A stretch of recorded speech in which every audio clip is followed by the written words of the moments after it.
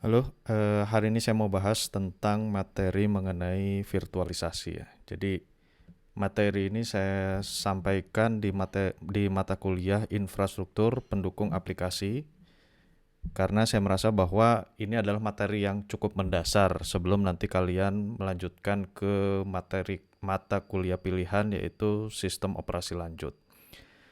Nah, kenapa saya bahas ini? Karena kita tahu bahwa sekarang segala sesuatunya itu adalah virtual ya. Jadi teknologi cloud yang sekarang sedang naik daun, mungkin kalian sering mendengar bahwa teknologi cloud ini sudah masuk ke era industri 4.0. Ya, jadi era industri inilah yang nantinya menjadi tumpuan bagi seluruh industri yang sudah menerapkan teknologi-teknologi pendukung ya, selain dari cloud yaitu ada blockchain, ada machine learning ya, ada deep learning dan banyak lagi teknologi-teknologi lainnya yang perlu kalian ketahui. Oke. Nah, sebelum nanti kalian belajar tentang materi kuliah atau mata kuliah sistem operasi lanjut kalau memang nanti konsennya ke arah infrastruktur ya. Nah, saya perlu memberikan sedikit gambaran ya, mengenai teknologi virtualisasi. Jadi, pondasi awal dari teknologi cloud computing itu adalah virtualisasi. Makanya kalian perlu paham apa itu sebetulnya virtualisasi ya.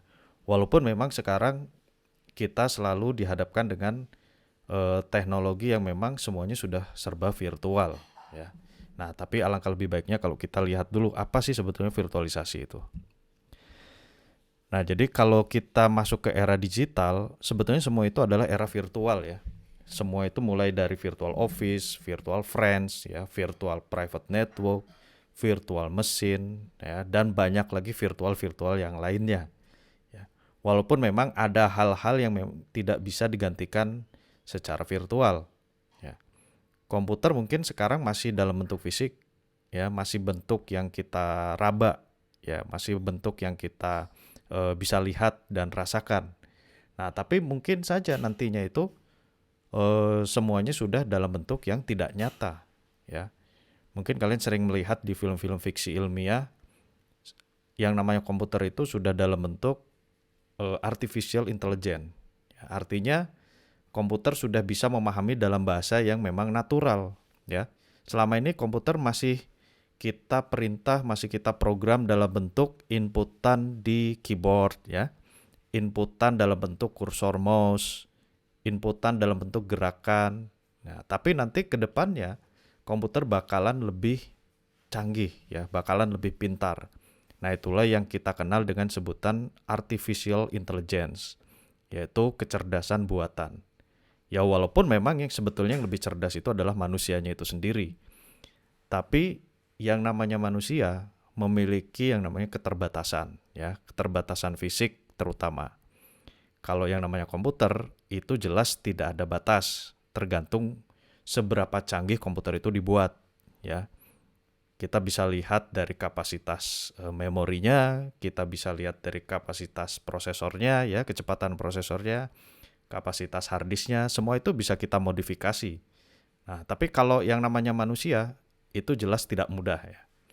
Makanya kalau kita lihat esensi dasar dari komputer itu sendiri, sebetulnya itu meniru dari gerakan atau pola hidup manusia. Namun dalam bentuk mekanis, ya, dalam bentuk yang bisa kita modifikasi, yang bisa kita buat dan yang bisa kita program dan perintah. Nah, tapi tadi yang saya sampaikan, ke depannya komputer itu bisa jauh lebih pintar.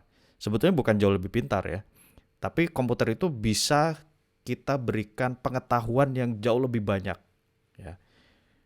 Sekarang pertanyaannya adalah berapa banyak buku yang sudah pernah kalian baca? Nah, dan dari semua buku yang dibaca, seberapa besar persentasi kalian memahami atau bahkan mengingat? Nah, disitulah keterbatasan kita sebagai manusia. Nah, tapi kalau kita bicara komputer, tentu saja komputer itu tidak ada istilahnya lupa, ya. Dan logika berpikir komputer pun bahkan jauh lebih tinggi dari kita. Tergantung dari prosesor, tergantung dari memori, tergantung dari storage atau hard disk yang memang dimiliki oleh komputer itu. Itulah kenapa komputer itu jauh lebih hebat, ya. Karena bisa saja semua pengetahuan yang ada di seluruh dunia itu dimasukkan ke dalam komputer. Seluruh buku-buku yang ada di perpustakaan itu diinput semua ke komputer. Tinggal nanti bagaimana komputer itu mengolah semua data itu sehingga menjadi sebuah pengetahuan atau knowledge. Jadi ketika ada orang bertanya, misalkan, siapa presiden Amerika tahun 1985? Nah, komputer bisa langsung jawab ya dengan kecepatan yang luar biasa. Tapi kalau manusia, mungkin pertanyaannya bisa berbeda-beda tiap orang ya, tergantung dari IQ-nya. Tergantung apakah dia memang pernah baca buku itu atau belum. Nah, gitu ya. Makanya penggagas superkomputer yang pertama itu mungkin kalian pernah dengar dari IBM ya. Nah, sekarang sudah jauh lebih cepat lagi, bahkan negara-negara berkembang berlomba-lomba untuk memiliki yang namanya superkomputer. Oke, kalau bicara itu terlalu panjang ya, karena materi kita sekarang adalah bahasanya virtualisasi. Tapi saya akan sedikit memberikan gambaran mengenai sejarah-sejarah atau latar belakang komputer supaya kalian tahu juga ya. Mungkin selama ini kalian terlahir langsung di era modern, ya, di era di mana Windows mungkin sudah mulai ada. Ya, kalau zaman saya dulu itu belum ada Windows, masih DOS ya. Sehingga sejarah-sejarah komputer sedikit banyak saya tahu gitu ya. Nah, kita lihat di sini yang namanya komputer itu kan bentuk fisik ya. Nah, yang namanya bentuk fisik itu terdiri dari beberapa lapisan. Kalau kita lihat secara umum lapisan komputer itu ada dua, lapisan fisik dan lapisan software. Nah, lapisan fisik itu di dalamnya terdiri dari prosesor, ya, memori, chipset, terus input output atau disebut dengan I/O, ya. Nah, tapi keterbatasannya adalah terkadang kalau yang namanya fisik ini biasanya kalau kita beli komputer misalkan speknya i7, ya sebut saja i7, RAM-nya misalkan 8 GB ya, hard disk-nya 1 tera. Itu artinya apa? Sudah kita patok di awal ya dengan spek seperti itu. Jadi ada kemungkinan apa? Ada kemungkinan lambat karena salah spek. Ada kemungkinan mungkin over utilization atau disebutnya itu mubazir lah ya, bahasa sederhananya mubazir.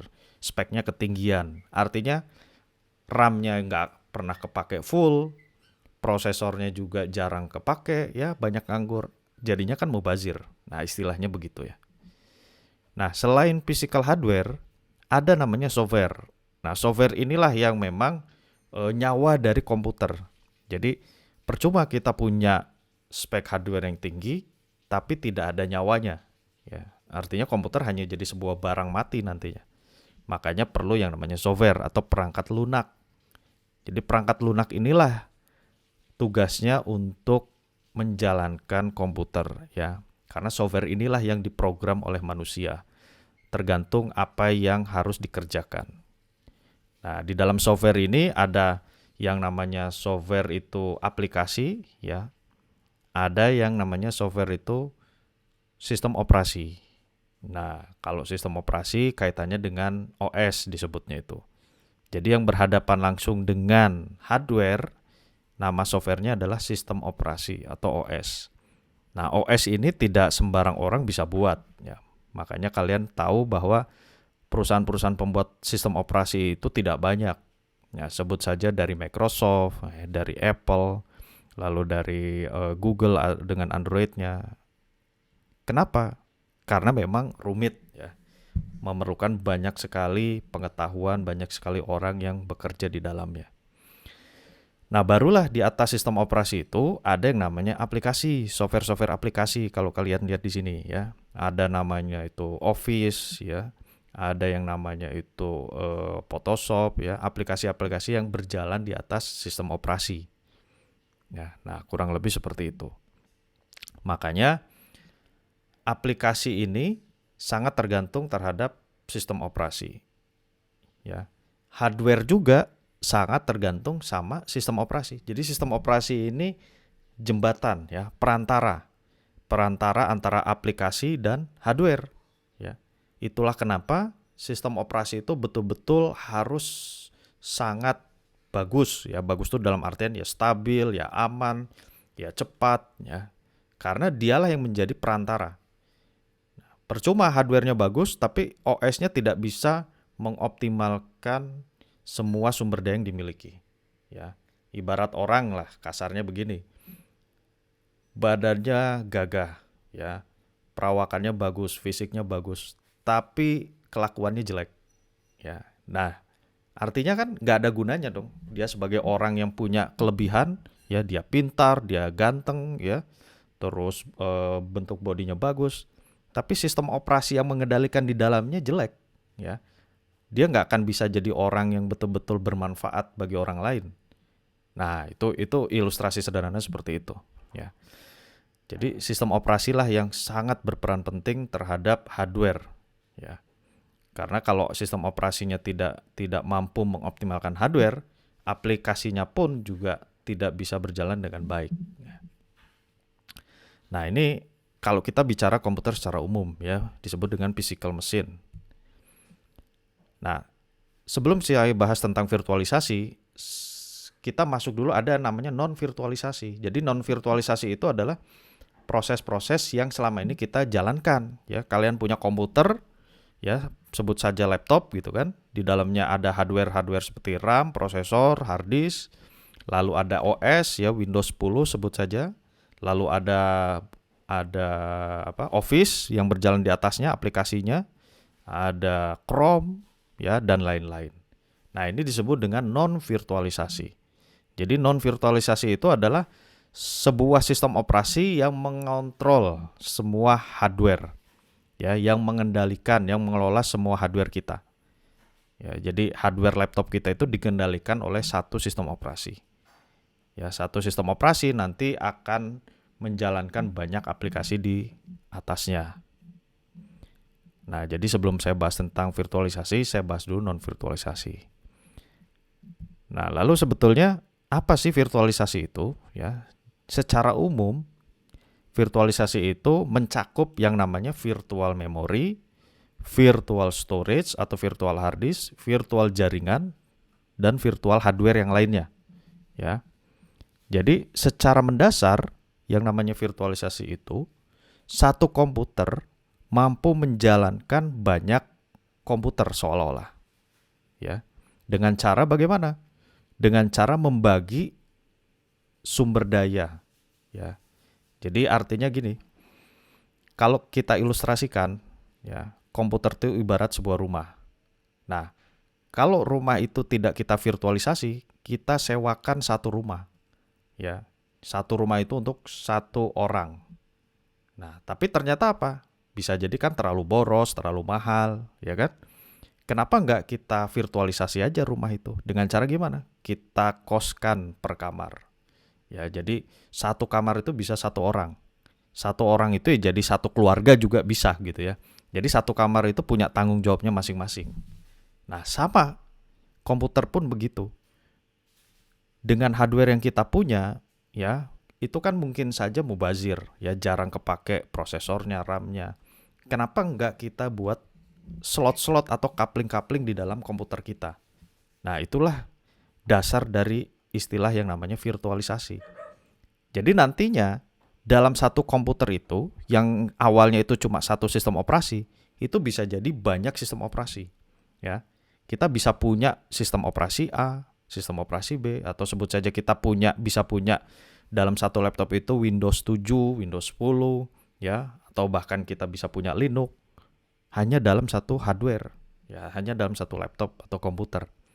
Nah, itulah konsep dasar yang namanya virtualisasi, ya. Jadi yang namanya virtualisasi tadi kalian bisa ulas lagi atau kalian bisa ingat-ingat lagi, ya, atau bisa bayangkan lagi, ya. Intinya adalah satu komputer fisik bisa menjalankan banyak sistem operasi, ya. Nah, oke. Saya hanya bahas yang esensialnya saja ya, yang mendasar-mendasarnya saja. Pendalamannya itu nanti dibahasnya di sistem operasi lanjut, ya. Nah, saya coba loncat lagi ke slide yang selanjutnya ya. Jadi saya tidak menggunakan satu slide. Ya, saya pakai beberapa slide ini.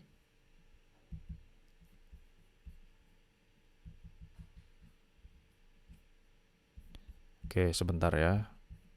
Ini kepotong.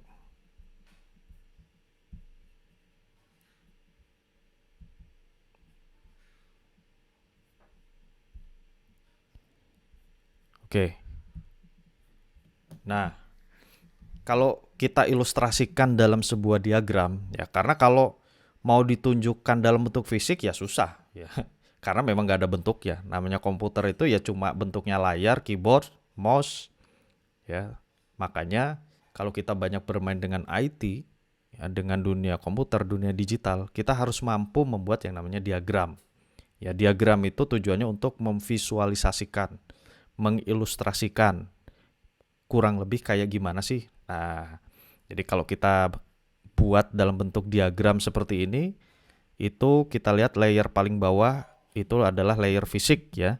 Layer fisik itu ada virtual machine manager, ada host OS, ada hardware. Ya, lalu di atasnya ada mesin-mesin virtual. Ini kalau dalam bentuk satu komputer seolah-olah seperti itu ya.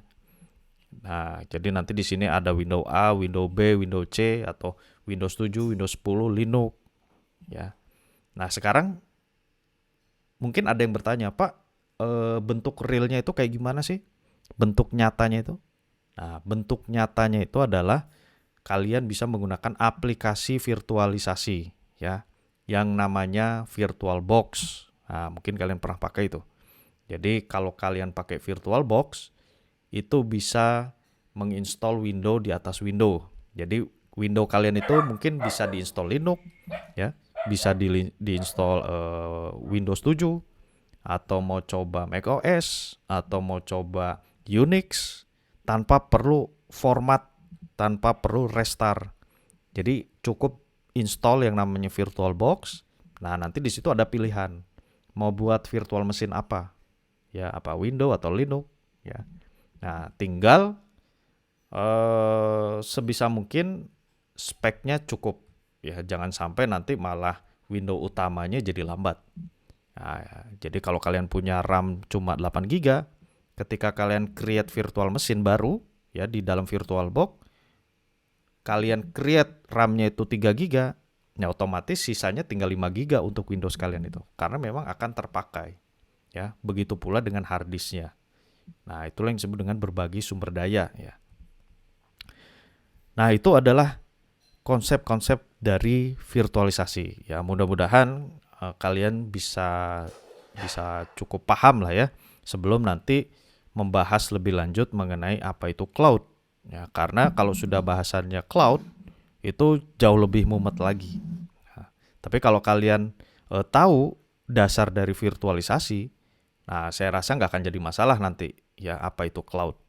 Ya walaupun kita sebagai pengguna mungkin bodoh amat ya, gimana cara kerjanya, secara teknisnya gimana.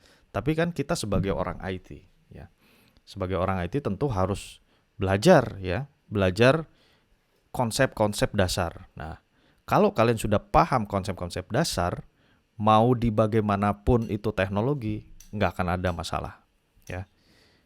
Karena yang namanya IT itu adalah services ya, layanan.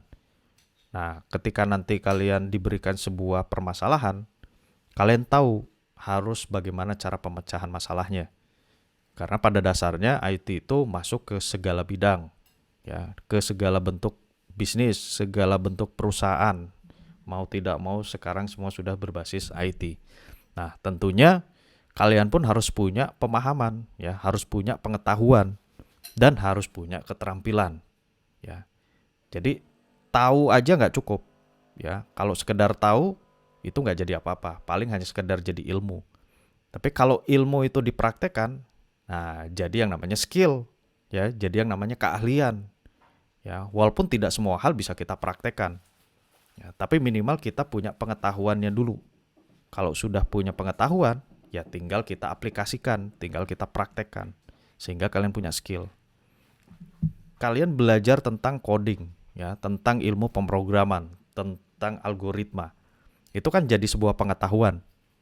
Nah, ketika kalian praktek, Ya misalkan membuat sebuah aplikasi menggunakan bahasa Java, menggunakan PHP, ketika kalian mengaplikasikannya, itu menjadi sebuah skill, ya, menjadi sebuah keahlian. Nah, keahlian inilah yang nantinya memang akan punya nilai jual. Ya, walaupun pengetahuan pun bisa jadi nilai jual ya. Contohnya seperti saya ngajar, itu kan hanya sekedar pengetahuan. Ya, walaupun tidak semua hal saya praktekkan. Ya, tapi banyak hal yang memang saya sudah pelajari. Karena keterbatasan waktu, tenaga, dan lain sebagainya, sehingga tidak mungkin semua saya praktekkan. Ya, tapi minimal saya punya pengetahuan. Nah, tinggal nanti kalian mau coba yang mana, ya, mau praktek yang mana. Karena tidak mungkin, bukan tidak mungkin ya, kecil kemungkinan kalian mencoba semua. Ya, artinya harus ada hal-hal utama yang perlu kalian praktekkan dulu. Nah, hal utama apa di IT itu yang perlu kalian praktekkan? Kemampuan pemrograman, ya, kemampuan coding. Karena yang namanya coding itu adalah nyawa, ya. Algoritma itu adalah nyawa di IT. Jadi yang paling penting di IT itu adalah pola pikir, ya, pola pikir pemrograman atau disebut dengan algorithmic thinking, ya. Bagaimana pola pikir logika-logika. Nah, baru kalau sudah punya kemampuan yang kuat di situ, mau ke arah manapun itu bisa, ya, tidak akan jadi masalah yang cukup berarti. Sekalipun kalian misalkan nanti arahnya ke infrastruktur, ya, atau ke jaringan server, tetap aja itu ada codingnya nanti itu ya, untuk hal-hal tertentu ya, walaupun tidak semua. Untuk hal-hal tertentu itu akan ketemu lagi coding-coding itu ya, membuat aplikasi, membuat program. Walaupun tidak akan full seperti programmer membuat program dari awal sampai akhir, enggak ya. Biasanya ketika kita main di script ya, minimal bisa baca script, baca perintah-perintah Linux. Nah, itu pun kan sebetulnya sebuah program sederhana. Nah, jadi jangan sampai kalian itu hanya punya kemampuan niru atau nyontoh dari tutorial. Kalau nggak ada tutorial nggak jalan. Nah, justru kalianlah yang harusnya bisa membuat tutorial itu dan paham konsep dasarnya itu seperti apa. Sekalipun tidak ada tutorialnya, kalian bisa. Ya, nah itulah kalau memang pondasi IT-nya sudah kuat. Ya, nah, oke. Oke, itu dulu yang bisa saya sampaikan. Ya, seperti biasa tugasnya jangan lupa membuat resume ya, rangkuman dari apa yang sudah saya sampaikan. Karena kalau tidak kalian ulang lagi, ya tidak coba tuangkan lagi dalam bentuk tulisan, saya yakin masuk kanan keluar kiri nantinya. Ya, nggak akan jadi apa-apa. Walaupun mungkin kalian belum tentu bisa mempraktekkan ini, tapi minimal punya pengetahuan. Oke, saya cukupkan dulu pertemuan kita hari ini. Terima kasih. Assalamualaikum warahmatullahi wabarakatuh.